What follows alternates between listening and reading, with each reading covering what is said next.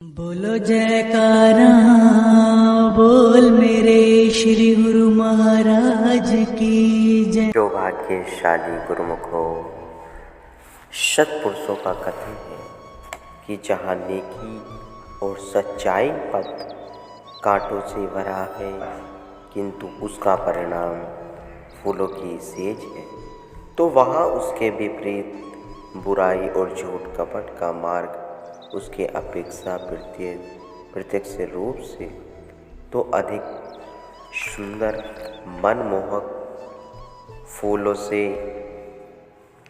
सजा हुआ प्रतीत होता है, लेकिन अंत में इसका परिणाम शूलों के रूप में ही प्राप्त होता है। यथार्थ को दर्शाने वाले इस कथन की सत्यता इस दृष्टांत में विदित होते हैं। जिस समय पहली बादशाही श्री गुरु नानक देव जी अपनी अनुपम रूहानी उपदेशों से दुनिया को चिताने के लिए और भक्ति परमार्थ के पद पर अग्रसर करने हेतु सृष्टि भ्रमण कर रहे थे, उसी समय का यह नीचे लिखा गया एक प्रसंग दिया जा रहा है। किसी नगर में एक बनिया रहता था। उसके दिल में भक्ति पथ पर चलने की एवं परमार्थी कार्य करते रहने की तीव्र अभिलाषा लगी रहती थी। इसके अतिरिक्त वह सच्चे रूहानी सद्गुरु की छत्र छाया में रहकर अपना जीवन व्यतीत करना चाहता था। इसलिए दिनों दिन उसके मन में अब पूर्ण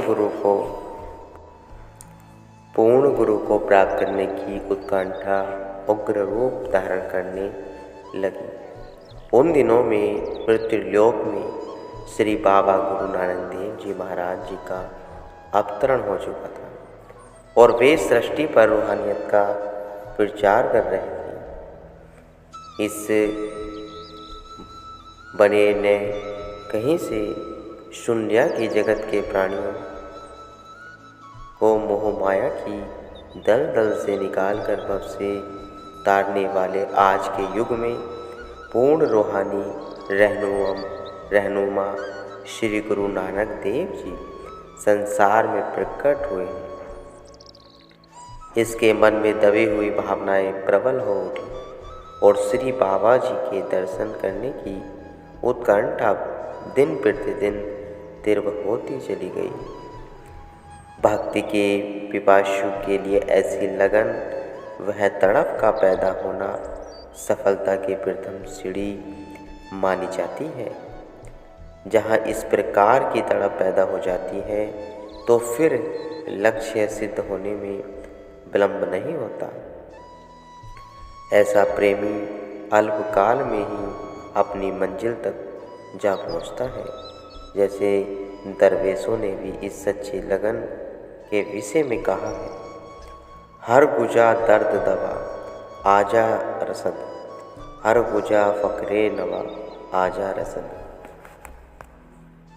जहाँ दर्द होता है दवा भी वहीं पहुँचती है। जहाँ भूख लगती है रोटी का ग्रास चलकर वहाँ आ जाता है। जहाँ कहीं कोई मुश्किल अथवा कठिनाई पैदा हो जाती है तो उसका समाधान करने का साधन भी वहीं उपस्थित हो जाता है। यह सब बातें उसी प्रकार स्वयं सुलझ जाती है जिस प्रकार पानी अनायास से ढलान की तरफ बहने लगता है। जिस प्रकार पानी को प्राप्त करने के लिए दिल में प्यास पैदा करनी पड़ती है, उसी प्रकार मालिक को प्राप्त करने के लिए भी हृदय में सच्ची लगन, तड़प पैदा करने की आवश्यकता है। जिसके हृदय में अपने मालिक से मिलने के लिए तड़प या विरह पैदा हो जाती है, तब कुदरत भी ऐसे प्रेमी के लिए स्वयं सुगम साधन प्रस्तुत कर देती है। संयोगवश उसी नगर में श्री गुरु नानक देव जी महाराज अपने तीनों शिष्यों अपने दोनों शिष्यों वाला और मर्दाना सहित घूमते घूमते हुए आ निकले। उनके पधारने पर श्रद्धालु प्रेमी जनों में बढ़ोतरी होने लगी तथा कई दिनों तक सत्संग प्रभाव बहने लगा। सत्संग से लाभ प्राप्त करने वाले भक्त मंडली में यह बनिया भी सम्मिलित था। गुरु जी की शरण में आकर इस बनिया ने उनको विधि पूर्वक सद्गुरु रूप में धारण किया तथा उनसे गुरु दीक्षा ली। अब तो यह फिरते दिन सत्संग में आने लगा। इसके पड़ोस में एक और भी बनिया रहता था जिसके साथ इसकी घनिष्ठ मित्रता थी। इस गुरु भक्ति बनिए के मुख्य सत्संग की महिमा वह संत दर्शन का महान प्रताप सुनकर उसके दिल में भी गुरु जी की पवित्र दर्शन करने की इच्छा उत्पन्न हुई। अस्तु दूसरे दिन वह पड़ोसी बनिया प्रेमी बनिए के साथ गुरु दर्शन के लिए चल पड़ा। मार्ग में एक वैश्य का घर पड़ता था। पड़ोसी बनिए की जो ही दृष्टि उधर पड़ी कि उसका निर्मल मन डामाडोल हो चुका।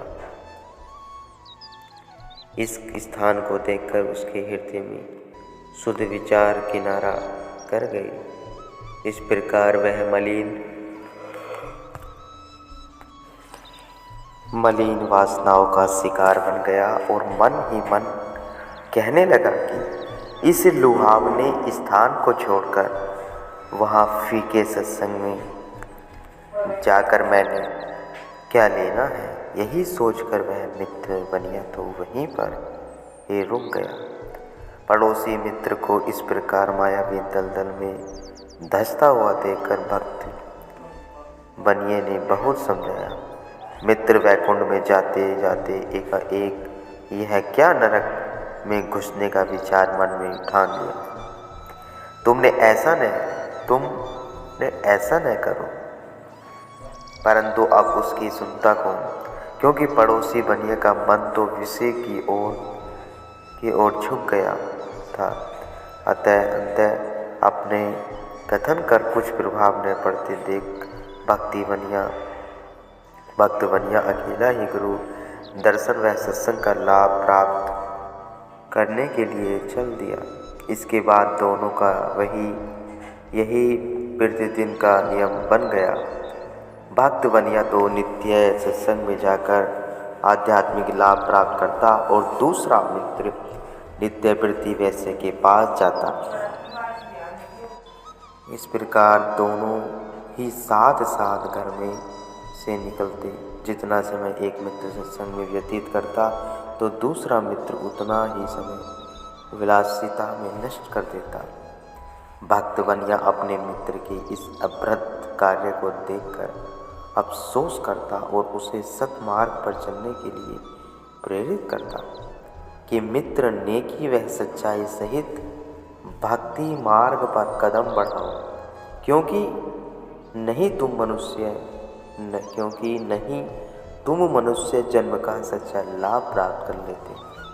अस्तु उसके बारे में बार बार प्रबोधित करने पर भी मित्र बनिए के मलिन विचारों में तनिक भी परिवर्तन न आया।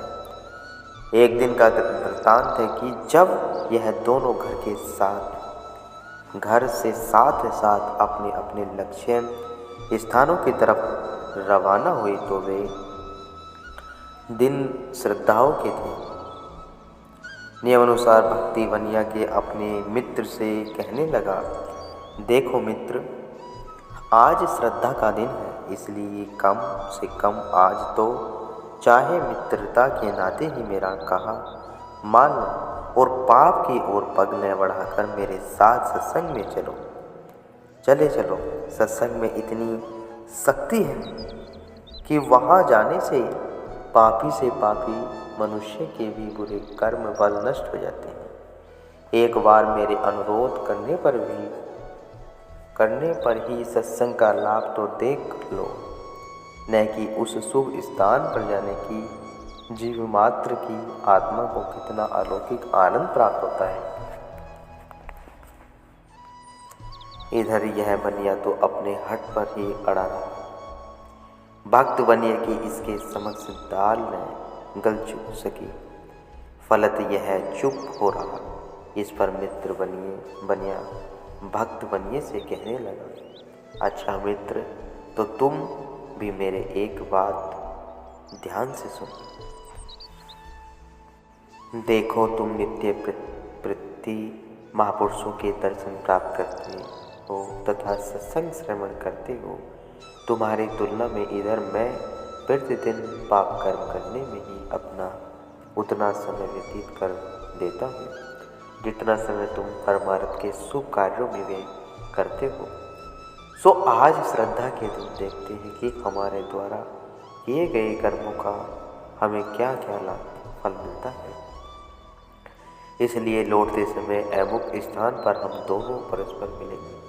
यदि तुम मेरे पहुँचने से पूर्व वहाँ पहुँच जाओ तो तुम मेरी प्रतीक्षा करना, और यदि मैं पहले लौट आया तब मैं तुम्हारे आने की राह देखूंगा। इस प्रकार दोनों मित्र में निश्चय स्थान पर मिलने की बात नियत हो गई। पश्चात दोनों बनिए अपने अपने मार्ग पर चल दिए। जब वह दूसरा बनिया वैश्य के घर पर पहुंचा तो उस दिन वैश्या घर पर न थी, जिस कारण वह उसे न मिल सकी। कुछ देर प्रतीक्षा करने पर भी जब वह न लौटी तब वह बनिया प्रतिदिन से कुछ समय पूर्व ही उस स्थान पर आकर अपने मित्र की प्रतीक्षा करने लगा। भक्त बनिया जितना समय सत्संग में नित्य दिया करता था, आज पहले से भी अधिक समय उसका वहाँ पर लग गया, जिससे दूसरे बनिए को उसकी बहुत देर तक प्रतीक्षा करनी पड़ी।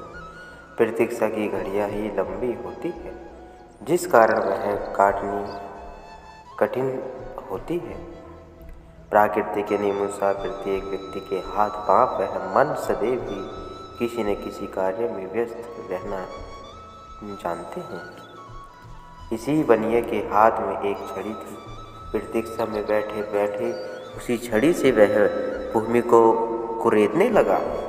उस स्थान पर भूमि कुछ खोखली सी थी, अतएव छड़ी द्वारा कुरेदने से शीघ्र ही वहाँ पर एक गड्ढा सा बन गया। खोदते खोदते अचानक उसकी छड़ी किसी वस्तु से जा टकराई। तब यह उस गड्ढे में झांकने लगा। देखने पर ज्ञात हुआ कि नीचे एक मिट्टी का घड़ा दबा पड़ा है और जिसका मुंह कपड़े से बंद किया हुआ।